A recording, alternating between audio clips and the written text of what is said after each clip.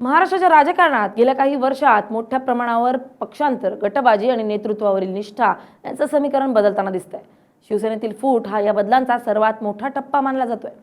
एकनाथ शिंदे यांच्या बंडानंतर शिवसेना 2 गटात विभागली गेली आणि त्यानंतर अनेक नेते, पदाधिकारी आणि कार्यकर्ते आपल्या राजकीय भवितव्याचा विचार करून वेगवेगळ्या बाजूंना गेले. अशाच नेत्यांपैकी एक नाव म्हणजे ओमराजे निंबाळकर. ठाकरेंचे निष्ठावान म्हणून ओळखले जाणारे ओमराजे निंबाळकर यांनीही अखेर वेगळी राजकीय वाट निवडल्याची चर्चा महाराष्ट्राच्या राजकारणात रंगली आहे. गेल्या काही दिवसांपासून ओमराजे निंबाळकर पुण्यात असल्याची माहिती होती आणि त्यांनी कॅमेऱ्यापासून अंतर ठेवलं होतं.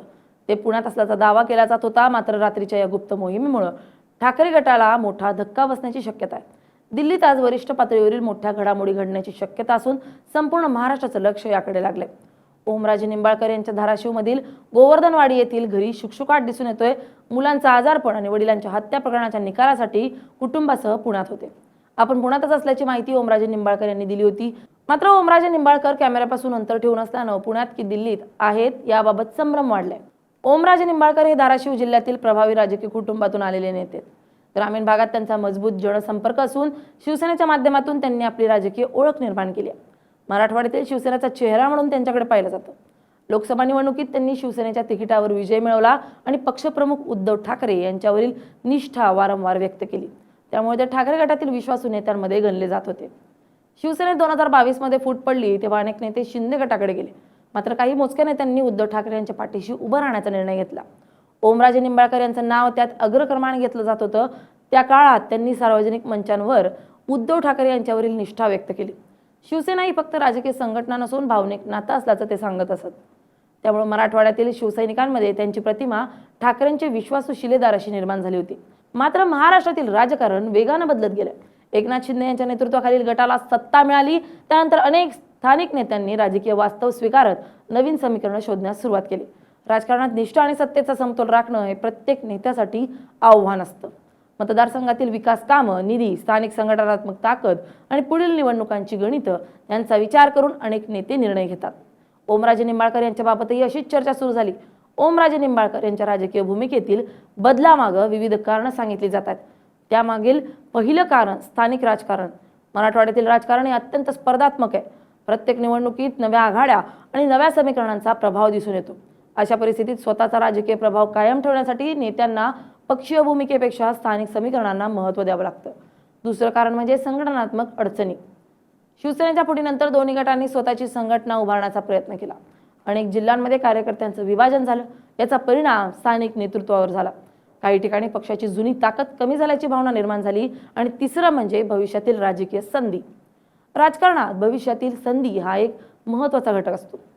निवडणुका, आघाड्या आणि सत्तेतील सहभाग यांचा विचार करून नेते भूमिका बदलतात. त्यामुळे काही निरीक्षकांच्या मते ओमराजे निंबाळकर यांनीही भविष्यातील राजकीय गणित लक्षात घेऊन निर्णय घेतला अशी चर्चा आहे.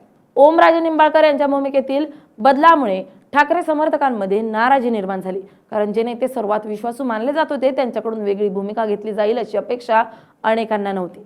काही कार्यकर्त्यांनी याला वैयक्तिक राजकीय निर्णय म्हटलाय तर काहींनी तो विचारधारेपासून दूर जाण्याचा प्रयत्न असल्याची टीका केली आहे. शिवसेनेतील जुने कार्यकर्ते मात्र याकडे पक्षातील सतत सुरू असलेल्या राजकीय स्थलांतराचा भाग म्हणून पाहत आहेत.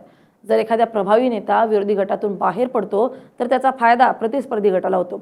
मराठवाड्यासारख्या प्रदेशात प्रभाव असलेले नेते आपल्यासोबत कार्यकर्त्यांचा मोठा वर्ग घेऊन येऊ शकतात.